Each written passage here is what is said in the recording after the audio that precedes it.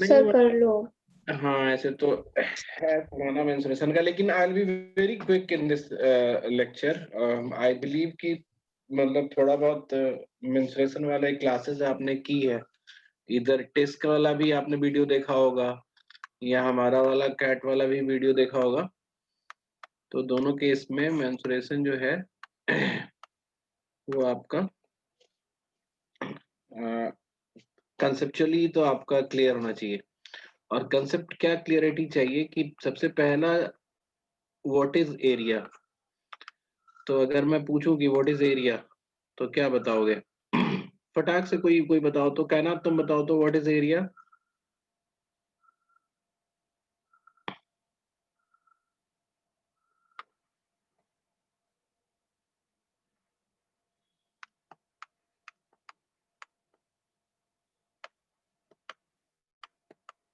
नहीं बोलोगी? Space occupied by a measure shape. हाँ, क्लोज स्पेस को मेजर करना है अगर हमें कि कितना साइज का है तो उसके लिए एरिया हम बोलते हैं।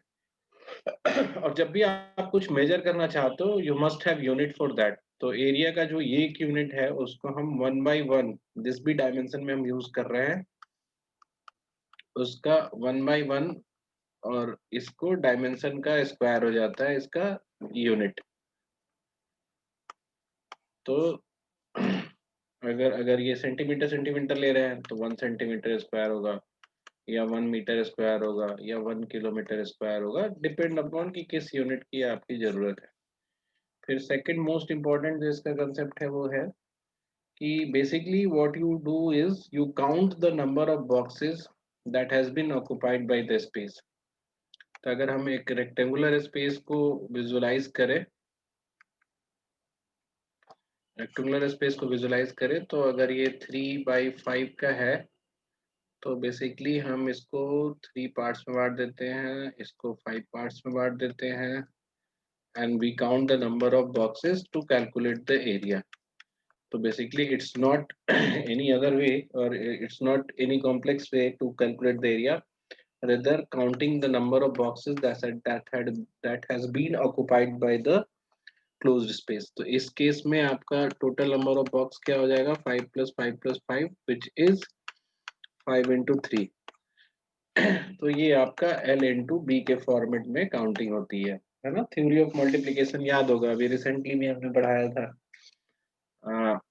मॉडर्न मैथ में। ऑल्दो इसकी कोई जरूरत नहीं, व्हाट यू नो इज कि अगर आप a को n टाइम्स अगर ऐड करते हैं तो इसकी वैल्यू n × a होती है। तो ये आपका रेक्टेंगुलर स्पेस का वो है एरिया है। तो इसी का फायदा हम उठाते हैं ट्रायंगुलर स्पेस का एरिया निकालने के लिए भी। अगर आपके पास कोई राइट एंगल ट्रायंगल है और उसकी हाइट मतलब दो परपेंडिकुलर साइड्स में से एक को हम बेस मान लें एक को हाइट मान लें, तो उसका अगर एरिया आपसे पूछा जाए तो आप बोलोगे कि सर इसको आप वो कर दो, रेक्टेंगुलर क्रिएट कर दो, तो ये वाला एरिया के बराबर होगा। तो रेक्टेंगल का एरिया अगर b × h है तो ट्रायंगल का एरिया इसका आधा हो जाएगा। And that's how we created the formula ½ × b × h। तो फिर आपने बोला कि चलो ये तो राइट एंगल ट्रायंगल था, व्हाट अबाउट अदर ट्रायंगल्स? तो अदर ट्रायंगल्स के लिए आपके पास मल्टीपल कंसेप्ट्स हैं। तो सबसे पहला तो ये कि हम इसको फिर से एक रेक्टेंगल बना दें। तो रेक्टेंगल बनाने के लिए अगर आप इस बेस को लेकर रेक्टेंगल बनाए हो तो आपको यहाँ पे एक आपको हाइट चाहिए होगा, है ना? तो जो बेस आपका है उसी के रिस्पेक्ट में हाइट चाहिए होगा किसी भी ट्रायंगल को। इसी ट्रायंगल को आप पलट के भी रख सकते थे। तो जिस बेस में आप बात करते हो उसी बेस में आपको हाइट चाहिए होता है, और फिर आपके पास फिर से एक रेक्टेंगल क्रिएट हो जाएगा। वहां पे ये एरिया इसके बराबर है, ये एरिया इसके बराबर है, तो इन जो ट्रायंगल का एरिया है इस ट्रायंगल के रेक्टेंगल के एरिया का हाफ हो जाएगा। और सिंस ये हाइट अगर आपकी h है तो साइड का लेंथ भी h हो जाएगा, और फिर से रेक्टेंगल का एरिया b × h होगा और ट्रायंगल का एरिया इसका हाफ हो जाएगा।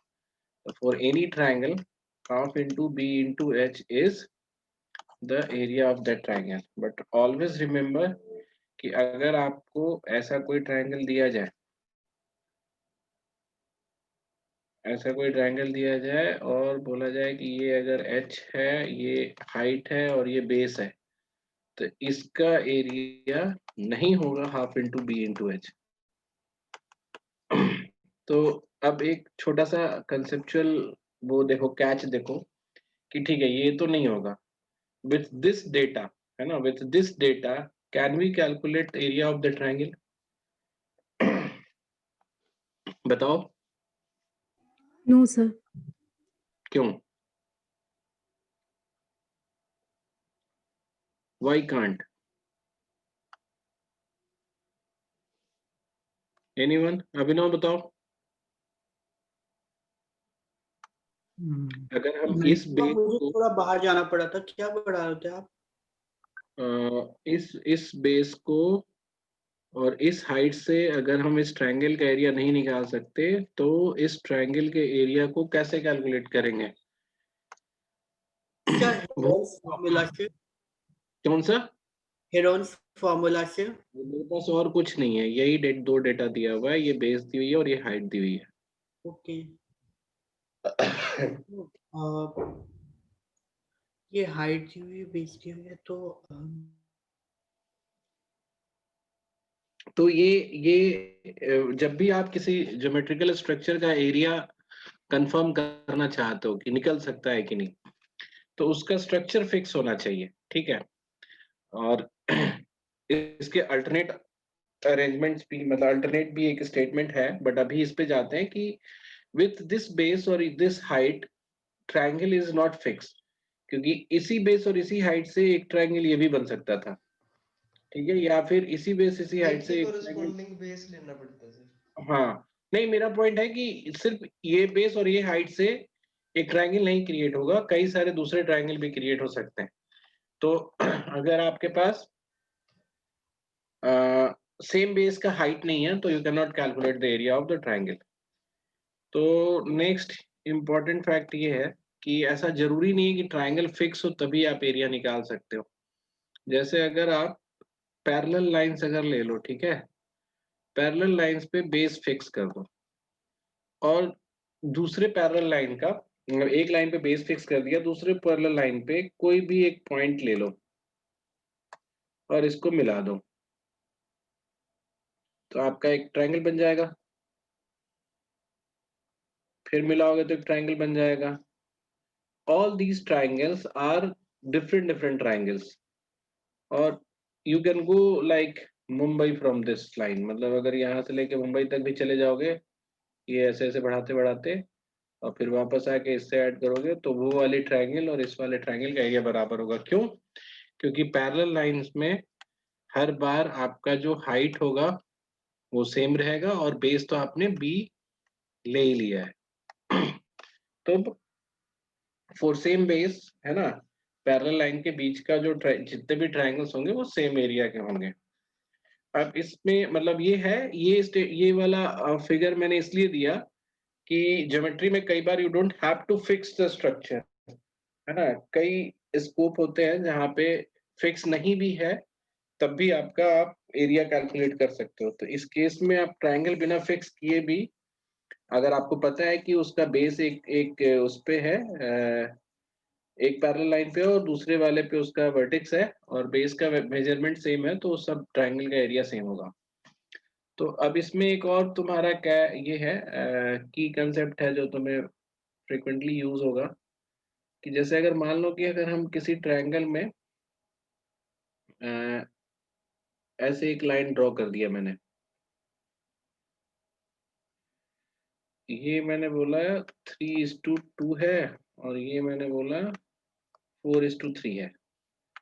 तो बिफोर डूइंग दिस, है ना, लेट्स से पहले ऐसे कर लो, अगर हम किसी ट्रायंगल को के बेस को एक वर्टेक्स से बेस पे एक वो करें 1:3 में, तो ये छोटे वाले ट्रायंगल का एरिया जो है बड़े वाले ट्रायंगल का कितना पार्ट होगा, बताना जरा। अगर ये ए है और बड़ा वाला अगर कैपिटल ए है, तो A is what part of capital A? 1/4। ये कैसे पता चलेगा हमें? तो तुमने देखा कि फॉर दिस ट्राइंगल बेस जो है 1/4 हो गया। जैसे यहाँ से यहाँ तक का बेस अगर b है, ये बेस अगर b है तो ये वाली वैल्यू b/4 हो जाएगी। h जो है, जो भी h हो, मतलब यहाँ तो यही परपेंडिकुलर लग रहा है, अगर मान लो कोई दूसरा भी परपेंडिकुलर होता तो भी h जो है वो दोनों ट्राइंगल के लिए सेम होगा। तो बेसिकली इसको मैं फिर से बताता हूँ, तुम्हें थोड़ा अच्छे से समझ में आ जाएगा कि अगर मैं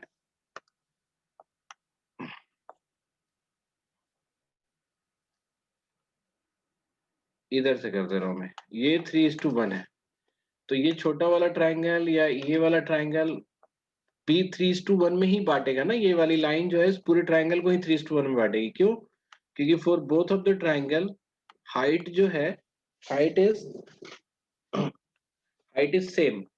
तो अगर हमारा बड़े वाले ट्राइंगल का बेस अगर b से डिनोट कर दे, तो यहाँ से यहाँ तक का पॉइंट जो होगा, यहाँ से यहाँ तक का पॉइंट जो होगा 3/4 भी हो जाएगा, और यहाँ से यहाँ तक का पॉइंट जो होगा वो b/4 हो जाएगा। ठीक है? तो जितना पार्ट बेस का होगा वो एरिया का उतना ही पार्ट ले लेगा। तो अगर आप ये देखोगे तो ये हमारा 3/4a हो जाएगा, और ये आपका 1/4a हो जाएगा। तो अगर मैं आपसे बोलता कि एक ट्राइंगल ऐसा है ना, तो ये अगर छोटा वाला ट्राइंगल है और ये बड़ा वाला ट्राइंगल है एरिया, तो कितना पार्ट होगा? ए इज व्हाट पार्ट ऑफ ए? या फिर रेशियो से पूछा जाए आपसे कि a/a का रेशियो क्या होगा, तो कैसे बताओगे? तो आपने देखा क्या कि पहले बड़े वाले ट्राइंगल की बात करें तो हम क्या करते हैं कि बड़े वाले ट्राइंगल में हम मान लो किसी को भी इसको जैसे बेस अगर कंसिडर कर लें, तो यहाँ पे एक हाइट होगा हमारा। तो बड़े वाले ट्राइंगल का एरिया जो होगा वो half into b into h होगा। यहाँ तक कोई दिक्कत नहीं है ना किसी को? No, sir. No, तो sir. छोटे वाले ट्रायंगल पे हम देखेंगे, तो छोटे वाले ट्रायंगल को हम देखें कि बेस जो है वो तो कितना हो जाएगा, बेस कितना पार्ट हो जाएगा यहाँ से यहाँ Sir, से यहाँ तक 4/7 हो जाएगा। 4 है by ना। तो ये पूरा अगर 7 है, 4+3, तो ये छोटा वाला पार्ट जो होगा ये 4/7 होगा। तो बेस हो गया 4/7 बी। और हाइट पे कैच है, जैसे ये अगर ऊपर से हम हाइट गिरा रहे हैं तो एच है, तो इस पॉइंट से हाइट गिराओगे तो उसकी कितनी वैल्यू होगी, उसी हिसाब से 3/5 एच हो 3/5. जाएगा, है ना। ये आपको समझना पड़ेगा। किसी को नहीं समझ में आ रहा है तो बताओ, क्योंकि मैंने देखा है क्लास में बेसिकली इसी को लेकर लोग पूछते हैं कि ऐसा कैसे हो गया। तो हम इसको बेसिकली तुमको ऐसे समझा सकते हैं कि ऐसे एक इंक्लाइंड पार्ट ले लो, तो अगर हम यहाँ से परपेंडिकुलर गिराए तो ये एच होगा। तो अगर हम इस इंक्लाइंड पार्ट के बीच से गिराए तो वो h/2 होगा। क्यों? क्योंकि सिमिलर ट्रायंगल बन जाता है ना ये क्योंकि परपेंडिकुलर जो है वो तो हमेशा 90 डिग्री पे है, तो ये दोनों पैरेलल हो जाएगा। तो उस हिसाब से अगर ये हाफ हुआ है, मतलब अगर ये मिडिल पॉइंट से हम निकाल रहे हैं तो मिडिल पॉइंट से गिरा है तो h/2 हो जाएगा। तो सिमिलरली अगर 3/4 वाले पॉइंट से अगर हम लें तो 3/4h हो जाएगा, और 1/4 वाले से ले तो 1/4h हो जाएगा। तो ये इंक्लाइंड लाइन को हम जिस भी रेशियो में काटते हैं, हाइट का भी उसी रेशियो में छोटा होता जाएगा। तो अगर हम 2:3 में काट रहे हैं तो ये इंक्लाइंड वाला पार्ट जो है बेसिकली 3/5 ऑफ द हाइट से इंक्लाइंड सरफेस की हाइट से आ रही है। तो इस हाइट जो होगी, इसकी हाइट जो होगी 3/5 ऑफ द हाइट हो जाएगी, 3/5 ऑफ द हाइट हो जाएगी। तो अब तुमको पता है कि हाफ BH तो हमारा ये वाला एरिया है, तो उतना बाहर निकाल लो। हाफ BH बाहर निकाल लिया तो बचा कितना तुम्हारा 12/35। तो A जो हो जाएगा ये हो जाएगा 12/35 इंटू A। ये समझ में आया तुम्हें? बोलो। Yes, sir. Yes, sir. हाँ, तो अगर हमें रेशियो बताना है तो रेशियो में भी 12/35 बताएंगे, और कितने पार्ट है तो भी हम इस तरह से बताएंगे। तो अगर आप देखोगे क्या, ये नहीं, हम लोग वो तो ड्राइव कहीं खोले थे ना। तो अगर आप ड्राइव पे जाओगे तो you will find an exercise this one. इसमें ज्यादातर उसी बेस पे क्वेश्चंस हैं, ठीक है। ज्यादातर क्या, ये 9 क्वेश्चंस हैं, तो ये अपना ये कर लेना तुम लोग, ठीक है। मैं उसको अभी डिटेल में नहीं कर रहा हूँ मैं। तो ये हुआ हमारा इंक्लाइंड सरफेस को लेकर। तो सर एक इस मिनट, थोड़ा सा ऊपर चले जाओगे, एक सेकंड, मुझे स्क्रीनशॉट लेना है ताकि मैं उसको कॉपी कर सकूं नोटबुक में। हाँ, ऐसे रिकॉर्डेड वो रिकॉर्ड कर रहा हूँ मैं, ऐसा नहीं कि नहीं कर रहा। हाँ सर, बट थोड़ा और नीचे, बस। थैंक यू सर, हो गया। तो this was all about triangle. इसी तरह की कॉम्प्लेक्सिटी होती है।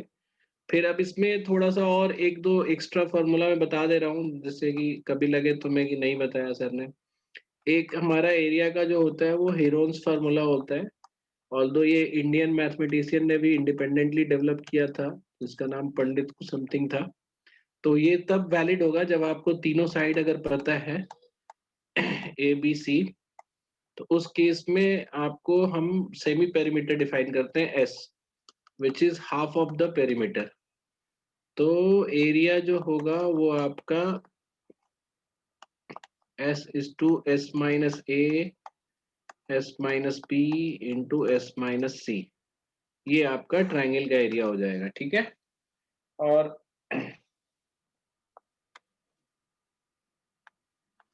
कुछ और भी आप इसका एक्सटेंशन ले सकते हो। जैसे मान लो कि अगर आपके पास इक्विलेटरल ट्राइंगल है, और इक्विलेटरल ट्राइंगल का एरिया निकालना है, तो ये आपको अलग से फॉर्मूला की जरूरत नहीं है। अगर आप थोड़ा विजुलाइज करोगे तो आपको बेसिकली एक हाइट चाहिए होगा।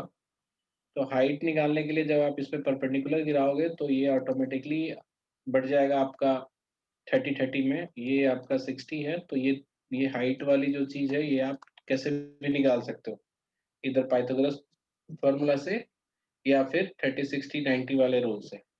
तो इस वाले हाइट की जो वो हो जाएगी, कितनी हो जाएगी बताओ? √3/2 ए हो जाएगा, ठीक है। तो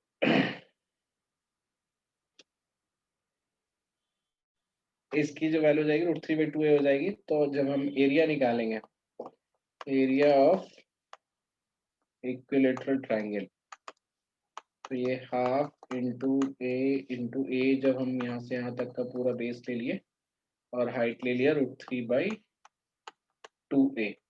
आवाज आ रही है ना मेरी साफ साफ? Yes sir. कम आ रहा नहीं, सही आ रही है सर। है?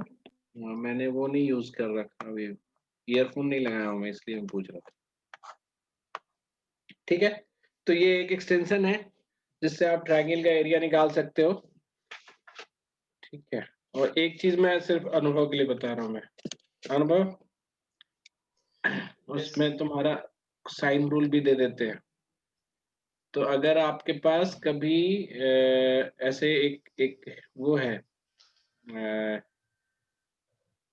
चलो ठीक है, उसको अभी मत ही करो, बाद में बता देंगे तुम्हें अलग से, ठीक है। तो अब नेक्स्ट है हमारा ट्रायंगल का सारा हो गया। अब अगर हम रेक्टेंगल की बात करें तो रेक्टेंगल का एरिया तुम्हें बता ही दिया गया। तो कुछ टाइप ऑफ रेक्टेंगल जिसको पैरेललोग्राम बोलते हैं, हम पैरेललोग्राम की बात करें तो उसमें क्या होता है कि अपोजिट साइड्स पैरेलल और इक्वल होते हैं। तो अगर आपको ए और बी पता है तो can we calculate the area of this particular figure parallelogram? बताओ तो 81।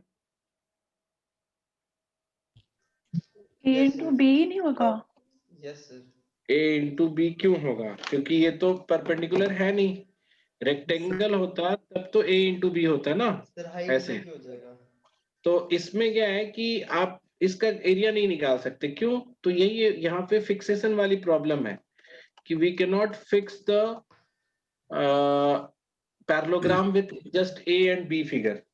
क्यों? क्योंकि आपको अगर हम ए और बी से infinite type of parallelogram create कर सकते हैं, मतलब सेम साइज का अगर हम बी ले, ठीक है, और अगर हम ए को कुछ और झुका दे तो फिर से हमारा एक पैरेललोग्राम बन गया। और ये इसका एरिया जो होगा वो छोटा होगा इस वाले पैरेललोग्राम से। तो पैरेललोग्राम का एरिया साइड से तभी निकाल सकते हो जब उसके साथ साथ या तो हाइट दी रहे या फिर थीटा दिया रहे, ये एंगल, तो उस केस में भी हाइट आपको पता चल जाएगा।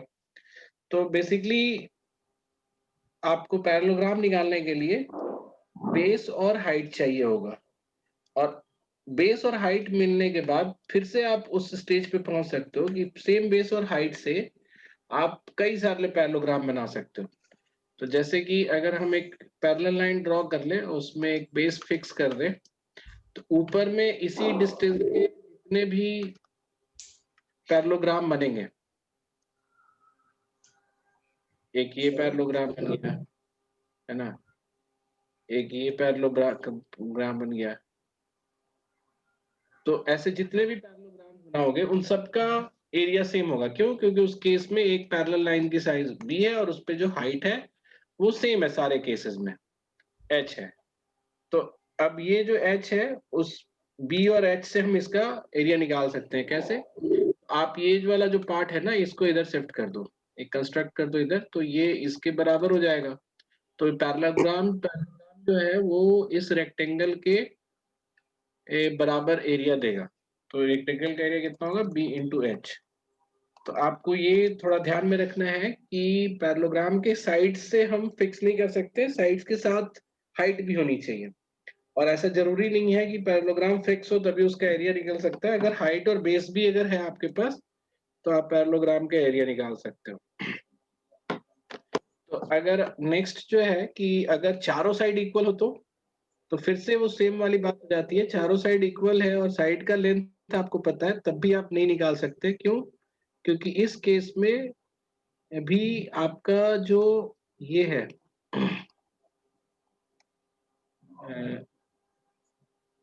पैरेललोग्राम है, ये और दबता जाएगा और एरिया कम होता जाएगा। तो ऐसे फिगर्स को हम रोम्बस बोलते हैं।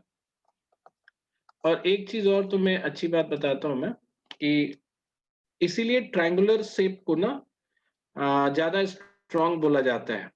तो तुम देखोगे कि पहले के घरों में, मंदिरों में, या जब भी किसी स्टेबल चीजों को रखना होता है तो हम ट्रायंगुलर बनाते हैं, है ना। वरना अगर हम स्क्वायर बनाते तो इस पे इसके शिफ्ट होने का या इसके वीक होने की वो ज्यादा रहती है। एनीवे ये इतना ज्यादा अच्छा इंपॉर्टेंट वो नहीं है, डेटा नहीं है, बट इसको हम रोम्बस बोलते हैं। तो फिर से वही बात हो गई कि या तो आपको हाइट पता रहे, है ना, रोम्बस की, तो फिर आप इसका एरिया जो है a इंटू एच निकाल लो। लेकिन एक प्रॉपर्टी भी होती है रोम्बस की, है ना। प्रॉपर्टी ऑफ रोम्बस क्या है कि इसके डायगोनल्स जो है ना, वो एक दूसरे को परपेंडिकुलरली बाइसेक्ट करते हैं। इसको हम ऐसे लिखेंगे,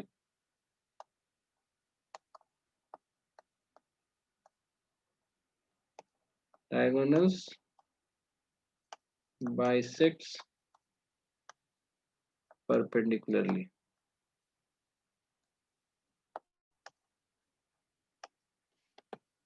तो इसका क्या मतलब हुआ कि जैसे अगर आपके पास एक रोम्बस है तो इसके डायगोनल्स अगर आप इसको ड्रॉ करोगे तो ये आपको यहाँ पे परपेंडिकुलर होगा और मिडिल वाले पे होगा। तो अगर आपको डायगोनल्स की लेंथ पता है, जैसे मान लो इसका d है, इसका d1 है, d2 है, तो आप बेसिकली इसका d के थ्रू भी, मतलब डायगोनल्स के थ्रू भी इसका एरिया निकाल सकते हो। आप एक ट्राइंगल आप कंसिडर करो ऊपर वाला, तो half into base into height की तरह उसका एरिया निकल जाएगा, half into d1,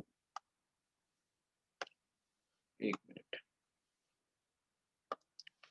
half into d1 into d2 by 2, क्योंकि यहाँ तक तो आधा है ना d2 का। और फिर इसी तरह से नीचे वाले का एरिया अगर कंसिडर करो तो इसका एरिया निकल जाएगा हाफ इंटू d1 फिर से इंटू d2 बाई 2। तो इन दोनों को जोड़ोगे तो ये d1 d2 का 1/4 यहाँ है, d1 इंटू d2 का 1/4 यहाँ है, तो एरिया जो हो जाएगा रोम्बस का वो ये हो जाएगा। और आपको एक और चीज यहाँ पता होनी चाहिए कि ये जो चार ट्रायंगल बने हैं ये चारों सेम है, मतलब कॉन्ग्रुएंट है। तो अगर आप इसको थोड़ा सा विजुलाइज करोगे तो you'll find कि all the 4 triangles are congruent here. तो ये rhombus का important concept है.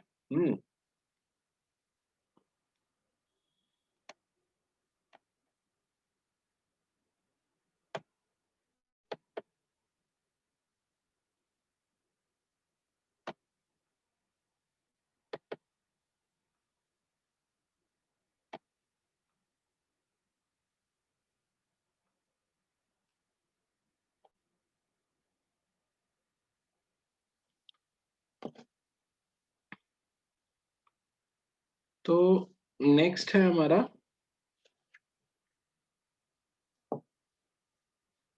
जिसको जो इम्पोर्टेंट है, थोड़ा कई बार फ्रिक्वेंटली यूज होता है ऐसे फिगर्स भी, ट्रेपेजियम. ट्रेपेजियम में क्या होता है कि 2 पैरेलल लाइंस होते हैं और बाकी के 2 पैरेलल नहीं होते. तो ट्रेपेजियम में अगर आपके पास पैरेलल साइड्स का लेंथ पता है और इसकी हाइट पता है तो आप इसका एरिया बहुत आराम से निकाल सकते हो. आप क्या करो कि इसको 2 ट्राइंगल में बांट दो, डायगोनल डाल के. तो इस वाले ट्राइंगल का एरिया हमारा होगा हाफ इंटू ए इंटू एच. क्यों?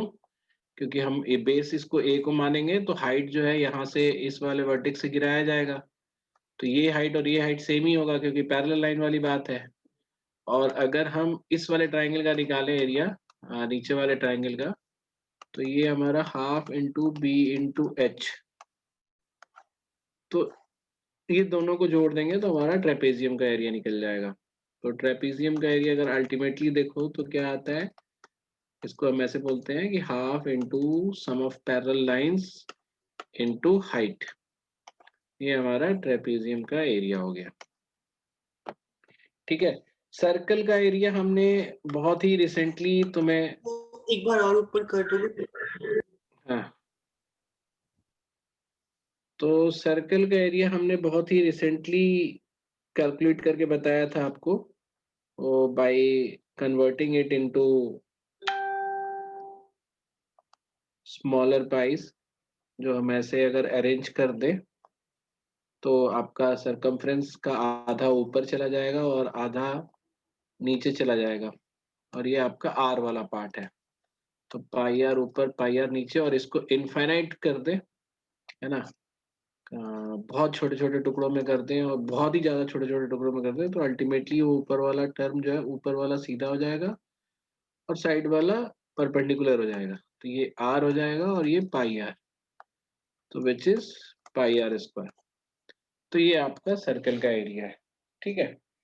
तो अब ये जरूरी नहीं है कि आपको एरिया निकालने के लिए रेगुलर फिगर्स ही चाहिए. रेगुलर फिगर्स नहीं चाहिए. कई बार जैसे मान लो कि अगर आपसे कोई अभी रैंडम सा एक चीज बता दे रहे हैं, बट इसका यूज कभी ना कभी हो सकता है कि क्वेश्चन इस पे पूछ दे कि आपसे अगर ये बोले कि इसका एरिया बताओ इस सरफेस का, या ऐसा कोई लीफ है या ऐसा कोई कागज का टुकड़ा है तो कोई बोले कि इसका एरिया बताओ. तो इस केस में आप इसका एरिया कैसे निकालते हो? तो आप एक ग्राफ पेपर लेते हो. ठीक है. ग्राफ पेपर में ऐसे सेंटीमीटर वाले में बटा रहता है ना, सेंटीमीटर के अंदर, और इस पे इस एरिया को ऐसे सेम बना देते हैं और हम काउंट कर लेते हैं कि how many small boxes are there. और जितने बॉक्सेस को ये कर्व काटता है ना, उसको हाफ हाफ काउंट कर लेते हैं, इधर वो छोटा हो या बड़ा हो. तो जितने बॉक्स है उसको काउंट करके हम इसका एरिया बता देते हैं. तो बेसिकली रिमेंबर दिस आइडिया कि आप ऐसे भी एरिया निकाल सकते हो. और दूसरा एक चीज क्या होता है कि जैसे मान लो कि किसी ट्राइंगल का एरिया निकालना है जिसका कोऑर्डिनेट्स दिया हुआ है ना. तो जैसे मान लो कि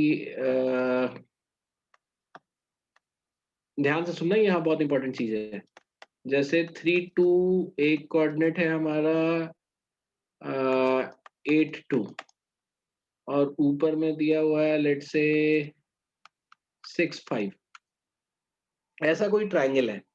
तो ऐसे ट्राइंगल में तो आपके पास कोई दिक्कत नहीं है. इसलिए दिक्कत नहीं है कि आपको बेस भी पता चल जाता है और हाइट भी पता चल जाता है. तो ये जो एक्स एक्सिस के पैरेलल ऊपर जाएगा ना, क्योंकि दोनों का y कोऑर्डिनेट 2 है। तो ऐसा जनरली देखो एग्जाम में भी तुमको तकलीफ नहीं देता। तो जो तुमने फॉर्मूला कभी पढ़ा होगा कि जैसे 3 पॉइंट है x1 y1, एक x2 y2 और एक पॉइंट है x3 y3।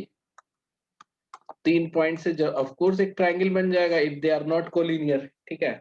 तो इससे जो एरिया बनता है उसका एरिया जो होता है, अगर आपने ये कभी पढ़ा होगा कि x1 y1 y2 minus y3 plus x2 y1 minus y2, यही होता है ना? कि किसी को याद है क्या सर ये नहीं होता सर। क्या होता है? जैसे 6 और 5 वाले कोऑर्डिनेट्स और 3 2 वाले है ना, तो डिस्टेंस फॉर्मूला लग जाएगा 6 y2 माइनस अरे y1। जो मेन फॉर्मूला यही होता है ना, ये नहीं होता है क्या? सर ये तो मैंने कभी पढ़ा नहीं। लो एक मिनट रुको तो, सर ये तो डिस्टेंस फॉर्मूला से निकलेगा। चुप हो जाओ। सर मैंने इतनी मैथ्स पढ़ी है, मैंने आज तक ये फॉर्मूला अप्लाई तो किया नहीं। जाने दो ना, क्या दिक्कत है, हम भी नहीं करेंगे अप्लाई, ठीक है। ये आपका ये y2 माइनस y3 हो गया, नहीं सॉरी, जहां पे 2 है x2 है तो y1 माइनस y3 हो गया, x3 है तो y2 माइनस y1 कर दो, ठीक है। और इसका हाफ ये होता है तुम्हारा ये।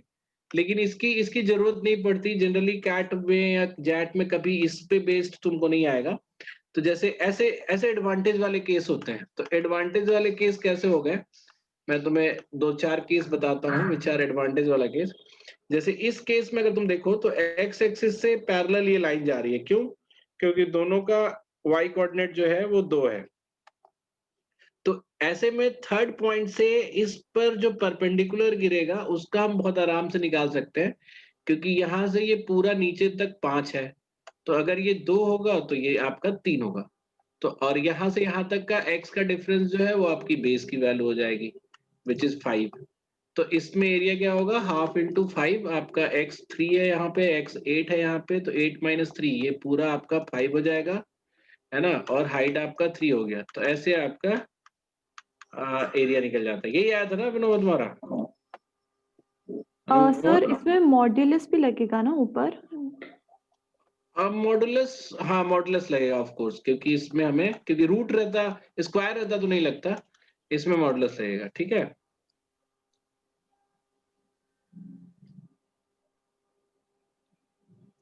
और ये पूरे में मॉडुलस लगता है क्या? हाँ पूरे में लगता है। हाफ हाफ को छोड़ के सब पे मॉड्यूलस लगेगा, पूरे उस पे लगेगा हाँ। मॉड्यूलस। इसमें कुछ नहीं समझ आया।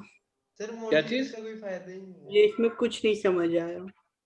हाँ तो इसको भूल जाओ, ठीक है। यहां समझ में आया तुम्हें निहाल?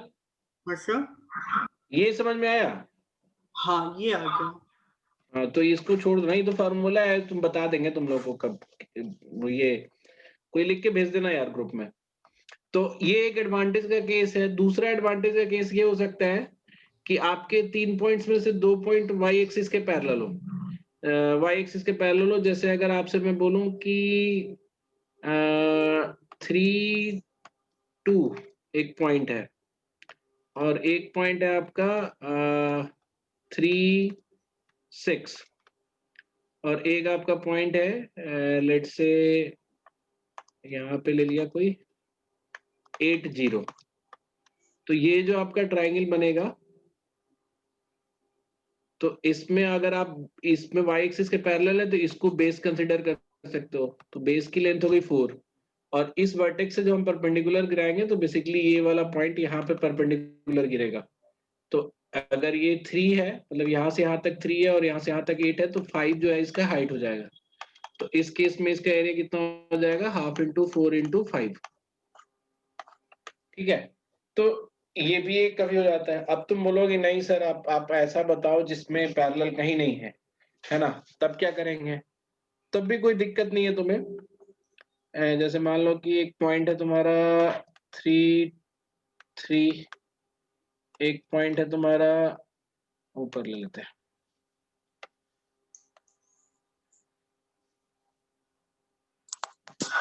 एक पॉइंट है तुम्हारा 7 5, और एक पॉइंट है तुम्हारा 5 7। तो इस केस में तो हमारे पास वैसा नहीं रहा, किसी से कोई पैरेलल नहीं रहा है। तो इस केस में हम कैसे निकालेंगे? अगर आपको फॉर्मूला नहीं याद है तो क्या करोगे? तो ऐसे भी अभी भी जो उसका तरीका है अनुभव का, वो तो है ही तुम्हारे पास कि तीनों साइड का लेंथ निकाल के हीरोन फॉर्मूला लगा लो, बट वैसा नहीं करने की जरूरत है। आप यहाँ पे भी एक रेक्टेंगल बना सकते हो वो ऐसे करके कि ये तीनों पॉइंट से होकर गुजरे। ये रेक्टेंगल बना दोगे तो आप ध्यान देना, जैसे यहाँ से यहाँ तक का डिस्टेंस कितना हो जाएगा? 4 हो जाएगा। नीचे से ऊपर, जैसे यहाँ पे y एक्सिस का 3 है, यहाँ पे 7 है, तो ये भी 4 हो जाएगा। फिर आपका यहाँ पे 3 है, यहाँ पे 5 है, तो ये 2 हो जाएगा, और 2 ये भी हो जाएगा। इसमें 3 है 5 है, तो ये वाला पार्ट 2 हो जाएगा, और 5 है 7 है, तो ये वाला पार्ट 2 हो जाएगा। तो आप पूरे रेक्टेंगल का एरिया निकालोगे और माइनस कर दोगे ये वाला और ये वाला, तो आपको ट्रायंगल का एरिया निकल जाएगा, विच इज इजिली डन। तो अगर इस केस में देखा जाए तो पूरे रेक्टेंगल का एरिया 16 है, माइनस करेंगे तो हाफ 2 into 4 यहाँ से, है ना, और फिर माइनस करेंगे इस वाले का तो हाफ 2 into 2, और फिर माइनस करेंगे इसको हाफ 2 into 4 फिर से। तो ये आपका ऐसे भी निकल जाएगा। तो कभी भी आपको उस जो फॉर्मूला था x वाला मॉडुलस वाला, वो तुमको याद करने की जरूरत नहीं है, आप ऐसे भी निकाल सकते हो। So is it clear? यहाँ तक सबको क्लियर है? ठीक है, अब बढ़ते हैं हम आगे। तो कोऑर्डिनेट मैंने थोड़ा सा डाल दिया कि लगे हाथ कोई क्वेश्चन होगा तो तुम लोग कर सकते हो। So let's go for now volume. कुछ स्पेशल टाइप के भी वो होते हैं, क्या बोलते हैं उसको, फिगर्स होते हैं जिसका हम निकालेंगे, बट पहले वॉल्यूम पे आते हैं। तो जैसा हमने आपको बताया था कि area is the measure of space, मतलब उसको प्लेन पे, प्लेनर स्पेस। तो volume is the measure of space, 3 dimensional space का मेजर है। तो सबसे बेसिक जो 3 डायमेंशनल स्पेस आपको जो दिखता है वो आपका होता है क्यूब। जैसे हमने उस समय स्क्वायर बोला था, तो क्यूब से ही हम इसके इसके उसको नापते हैं, स्पेस को नापते हैं।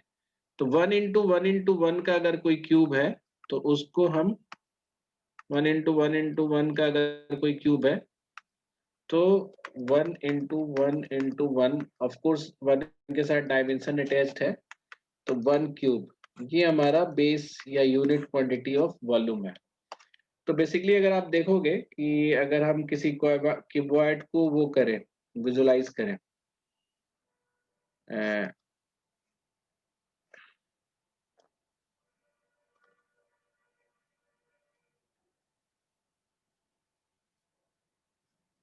तो क्यूबॉइड को विजुलाइज करोगे तो इसमें भी जो होता है क्या, आप नीचे, तो अगर हम बेस का अगर बात करते तो बेस पे हम वो कर लेते,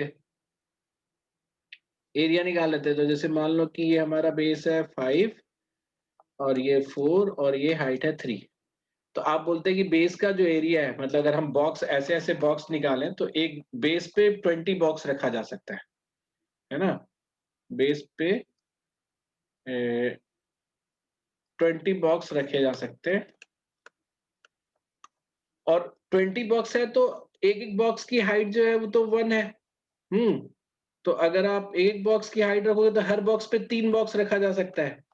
तो 20 box into 3, total number of box जो है, ये वाले यूनिट बॉक्स है, वो total number of 20 box into 3 यानी कि 60 बॉक्स रखे जा सकते हैं। तो इस क्यूबॉइड का जो वॉल्यूम होगा basically 5 into 4 into 3 which is 60 unit cube. ये बात समझ में आ रही है तुम लोग को? नंबर ऑफ बॉक्स काउंट करना है। तो चूंकि हमारा फिगर यहाँ पे रेक्टेंगुलर था तो हमने बेस का निकाला, और बेस पे का एरिया हमें पता चल गया। जैसे बेस का अगर आपको मीटर स्क्वायर पता चल जाए तो उसके बाद हर मीटर स्क्वायर पे एक एक मीटर का हम हाइट चढ़ाते जाएंगे, तो जितना हाइट है उतने बॉक्सेस और रखे जाएंगे। तो ultimately again you are counting the number of boxes, 1 cube की बॉक्स काउंट कर रहे हो। तो बेस इंटू एरिया, तो बेस इंटू हाइट। तो इसका एक बेसिक तुम रखो कि area into height is the volume. तो ये रेक्टेंगल के बजाय अगर आपका नॉर्मल कोई सरफेस भी होता है, मान लो कि ऐसा सरफेस है ना, और ऐसे सरफेस के ऊपर मतलब पेड़ का तना है या फिर कुछ ऐसा अगर जा रहा है, तो सिमिलर सरफेस है, तो आपको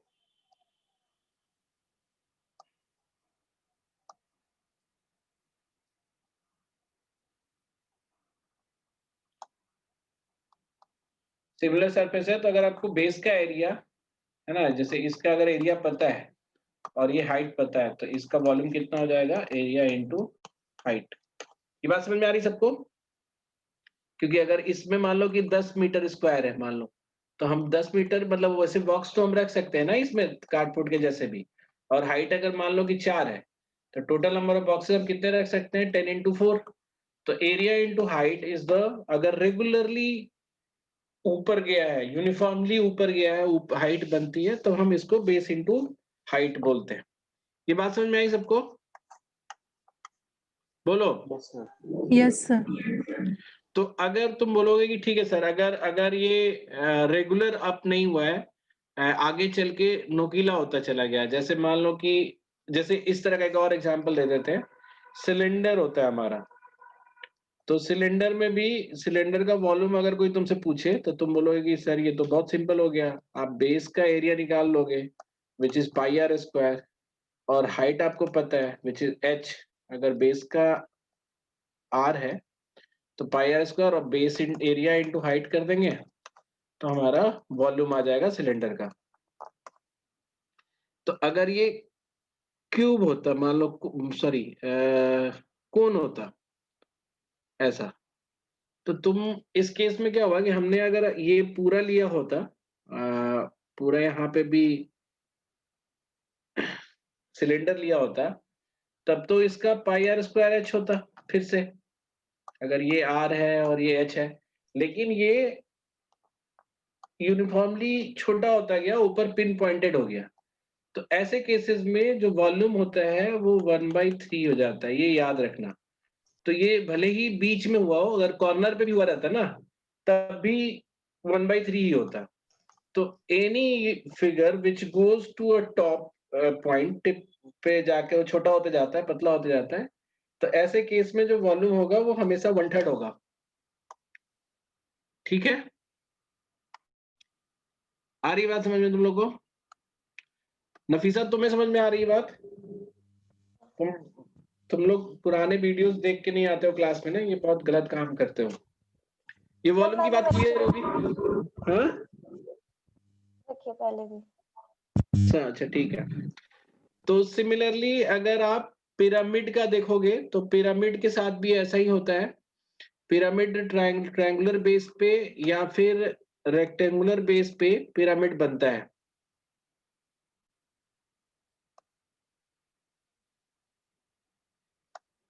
ना, ऐसा ट्रायंगुलर बेस पे या रेक्टेंगुलर बेस पे पिरामिड बनता है। तो इसमें भी अगर ट्रायंगल बेस का एरिया अगर आप निकाल लो, ट्रायंगल का एरिया अगर हाफ बी एच या जो भी जिस भी तरीके से आप बेस का एरिया निकाल लो, तो ऊपर का हाइट ये दूसरा हाइट हो जाएगा, तो ऊपर का हाइट जो है वो मल्टीप्लाई करके हम पिरामिड का वॉल्यूम निकाल सकते हैं। Similarly you can also calculate the volume of rectangular pyramid. ठीक है, लेकिन अगर व्हाट इफ अगर प्रिज्म हो, तो प्रिज्म होगा तो क्या करोगे? अगर यूनिफॉर्मली एक पॉइंट पे ऊपर नहीं जा रहा है ना, रेदर इट्स गोइंग लाइक कि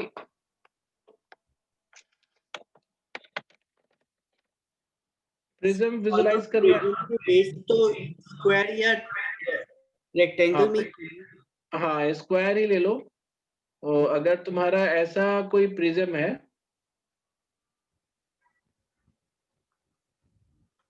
हाँ सर, ये तो तुम्हारा प्रिज्म का बेस हो गया और ये आपका हाइट हो गया, तो ऐसे केस में तुम क्या करोगे बताओ? अगर इसमें थोड़ा सा ध्यान दोगे ना, तो तुमको दिखेगा कि अगर हम इसका कंप्लीट लिए होते, तो ये हाफ और ये हाफ और ये हाफ और ये हाफ, तो अगर हम कंप्लीट बॉक्स का अगर हम बनाते, वॉल्यूम निकालते, तो उसका हाफ जो होगा वो प्रिज्म का वॉल्यूम होगा। ये बात समझ में आ रही है? तो ये कौन अगर सी स्ट्रैटेजी लगेगी सर इसमें? यानी इसमें 1/3 नहीं लगेगा, इसमें हाफ हो जाएगा, क्योंकि तुम देखो ना, जैसे अगर हम एक साइड से देखें प्रिज्म को तो ऐसा दिखता है, ठीक है? तो इसको क्या करो कि इसको कंप्लीट कर लो, मान लो। तो अगर हम इसको कंप्लीट ऐसे नहीं काटे होते, ऐसे कंप्लीट रहता तो क्या होता, ये वाला पार्ट इसके बराबर होता और ये वाला पार्ट इसके बराबर होता। यानी इसको काट के हटा दिए, इसको काट के हटा दिए, तो जो वॉल्यूम निकलता है ना, इस पूरे क्यूबॉइड का जो वॉल्यूम होता है ना, उसका हाफ कर देंगे तो हमारा इस प्रिज्म का वॉल्यूम वॉल्यूम निकल जाएगा। नहीं बताओ? तो ये ऐसे ही करके, मतलब बेसिकली जो आपका वो होता है पूरा जो मेंसुरेशन वाला पार्ट है, वो बाकी आप डिराइव करने से ही होता है। कुछ चीजें आप डिराइव नहीं कर सकते, जैसे जैसे अगर आपसे कोई पूछे कि कोन का सरफेस एरिया निकालो, तो कोन का सरफेस एरिया जो होता है वो पाई आर एल होता है, तो इसको हमें डिराइव नहीं करना है। कोई तुमसे पूछे कि इसका इसका सरफेस एरिया निकालो, मतलब इसके दो सरफेस एरिया है, अगर हम ऊपर वाले नीचे वाले को छोड़ दें तो कर्व सरफेस एरिया होगा जो आपका सिलेंडर बनता है। तो कर्व सरफेस एरिया निकालने के लिए आप क्या करोगे कि जैसे मान लो कि यहाँ से काट दें हम और इसको फैला दें, तो it will become a rectangle जिसका बेस जो हो जाएगा वो नीचे वाले का सरकमफ्रेंस हो जाएगा 2 पाई आर, और हाइट जो है वो यही हो जाएगी। तो कर्व सरफेस एरिया जो होगा, curve surface area of a curved surface area cylinder का कितना हो जाएगा, 2 पाई आर एच, ठीक है? और अगर आप इसमें ऊपर नीचे दोनों का भी सरफेस जोड़ लोगे तो पाई आर स्क्वायर ऊपर होता है और पाई आर स्क्वायर नीचे होगा, तो दोनों मिला के कितना हो जाएगा, अगर कंप्लीट टोटल सरफेस एरिया अगर निकालना हो तो 2 pi r h plus 2 pi r square. तो अगर आप इसको और कहीं पे देखोगे तो ऐसे भी रिप्रेजेंट कर देते हैं, 2 पाई कॉमन ले लेंगे, 2 पाई आर और एच प्लस आर भी ऐसे लिख सकते हैं, ठीक है? क्या कह रहे थे कहना तुम? मैं कह रही थी सर, अगर ऐसा मतलब एक ऐसा फिगर है जिसमें नीचे उसका बेस हमारा पिरामिड जैसे होता है ना, बट पिरामिड का बेस ट्रायंगल होता है, बट ट्रायंगल की जगह हमारे पास स्क्वायर है और हाँ, तो चार ठीक है। तरफ ट्रायंगल्स हैं। हाँ सर हाँ, वो भी तो पिरामिड ही होता है ना। सर हाँ हाँ, बट उसका डिफरेंट पिरामिड का निकलेगा क्या? बेस ट्रायंगल नहीं, उसका भी बेस का एरिया निकाल लो, स्क्वायर है तो बेस का एरिया क्या हो जाएगा, ए स्क्वायर हो जाएगा, और हाइट ले लो हाँ, तो ये वॉल्यूम हो जाएगा, मतलब इसका 1/3 करोगे तो वॉल्यूम हो जाएगा। बस यही है। हाँ बस, जो बता दिया उससे ज्यादा कुछ है ही नहीं, वही करना ही होता है। क्या बोल रहे हो अनुभव? मैं कह रहा हूँ सर ये पिरामिड का बेस क्या ट्रायंगल थोड़ी होता है, स्क्वायर होता है। नहीं, ऐसा जरूरी नहीं है, ट्रायंगुलर हाँ बेस का भी मतलब पिरामिड ये होता है। जरूरी नहीं है कि स्क्वायर होता है, पर ट्रायंगल तो नहीं होता। अरे ट्रायंगुलर बेस भी हो सकता है पिरामिड का, हो सकता ठीक है। है? हाँ, अच्छा कई सारे पिरामिड ट्रायंगुलर बेस के भी मिले हैं और कई सारे पिरामिड जो है रेक्टेंगुलर बेस के मिले हैं और स्क्वायर इजिप्ट बेस में का तो भी नहीं है मिला है। सर? किसमें? इजिप्ट में इजिप्ट जाके देखा है क्या तुम? फोटो तो देखी है सर। चलो ठीक है, तो नहीं है तो तुम बस ये ट्रायंगुलर पिरामिड और स्क्वायर बेस पिरामिड दोनों ऐसे ऐसे बोलते भी हैं।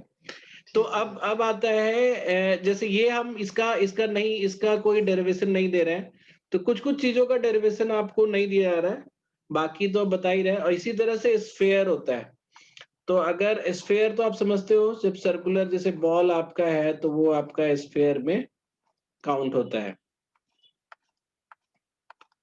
तो स्फेयर का पहले कर्व सरफेस एरिया,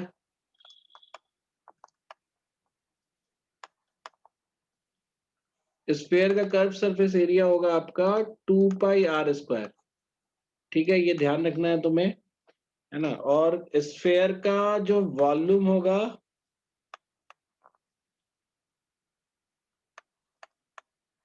वो क्या होगा बताओ? 4/3 पाई आर क्यूब। हाँ 4/3 पाई आर क्यूब।